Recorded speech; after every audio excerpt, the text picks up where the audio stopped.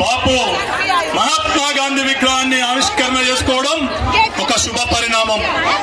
ఈ తెలంగాణ రాష్ట్రాన్ని బంగారు తెలంగాణ బాటలో కేసీఆర్ గారి నాయకత్వంలో ఒక మంచి విఘ్నతతో ఒక తెలివి కల్ల నాయకుడిగా, ఒక ఆర్థిక సంస్కరణవేత్తగా మనందరి ప్రేమ అభిమానాన్ని దోసుకున్న లక్షలాది మంది అభిమానులున్న హరీష్ అన్న గారు ఈ గడ్డ పైన విచ్చేయడం ఎంతో శుభ పరిణామం. మాకు తల్లి లాంటిది.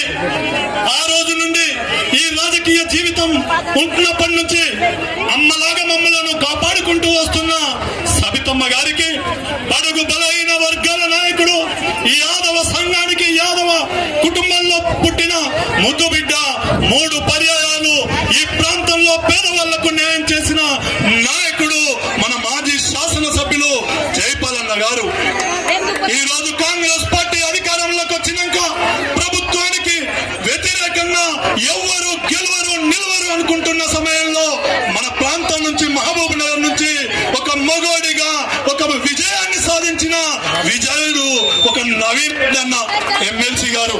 వేదిక పైన చాలా మంది పెద్దలు, గ్రామాలలో లంబాడ సోదరులంటే నీతి నిజాయితీ ఉన్న వాళ్ళు, సేవాలాల్ మార్గాన్ని వాళ్ళు పూర్తిగా సేవా దృక్పథంగా ముందుకెళ్లే విఘ్నత గల్ల వాళ్ళు.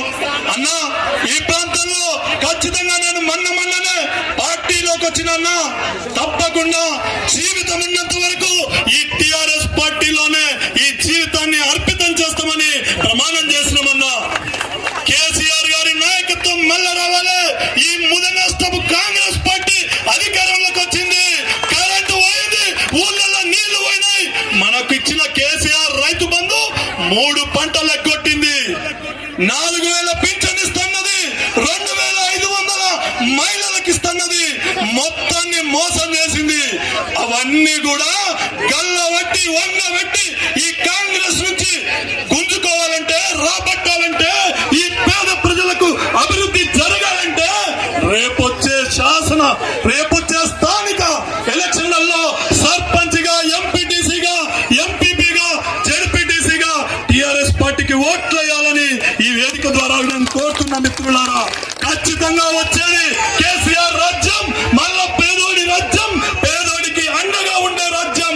హరీష్ అన్న, కేటీఆర్ లాంటి మహోన్నతమైన వ్యక్తులు ముందల ఉండి కుడి భుజం ఎడమ భుజం లాగా ఈ రాష్ట్రాన్ని బంగారు తెలంగాణ బాటలో ముందుకు తీసుకుపోయే రాజ్యం త్వరలో వస్తుందని చెప్పి తెలియజేసుకుంటూ ఈ రోజు ఈ చిన్న గ్రామంలో ఏర్పాటు చేసిన కార్యక్రమానికి విచ్చేసిన హరీష్ అన్న గారికి, ఈ కార్యక్రమాన్ని ఏర్పాటు చేసిన ముందలుండి నడిపిన అంజీ, అదేవిధంగా జైపాలన్న గారికి, పెద్దలందరికీ కూడా పేరు పేరున ధన్యవాదాలు.